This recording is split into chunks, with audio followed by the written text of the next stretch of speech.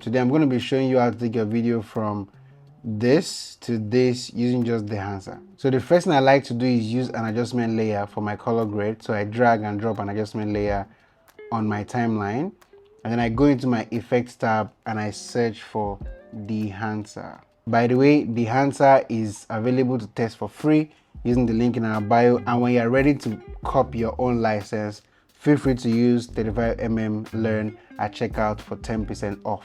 Now, by default, it's going to look like this. I'm not going to use any of these input corrections because I already normalized the clip. This is the default film stock that typically Dehancer picks for you, Kodak Vision 3 250D.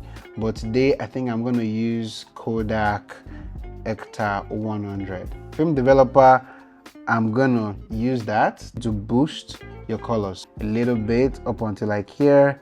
Everything looks good. Let's add a little bit of contrast to it, so say somewhere there, and I think we're good to go. Then film compression, I'm not going to do anything right now. Then for expand, I'm not going to use that as well on this edit. And then the next thing, which is film print and Dura. I like this because here is already looking a little bit warm, here is looking a little bit white. I also need to accentuate it by, separating that a little bit more, and this is where the color head comes into play.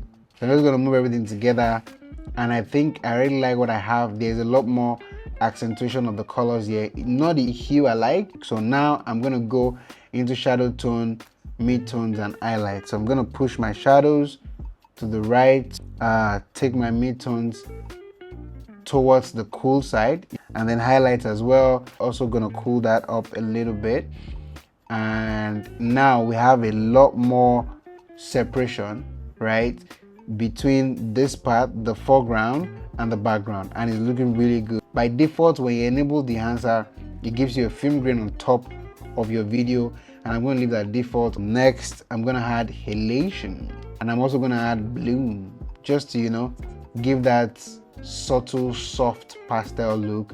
And I think our look is ready. So before Dehancer, after Dehancer. Once again, if you want to get a license for yourself, use 35mm Learn at checkout and you can get 10% off your license. See you in the next video.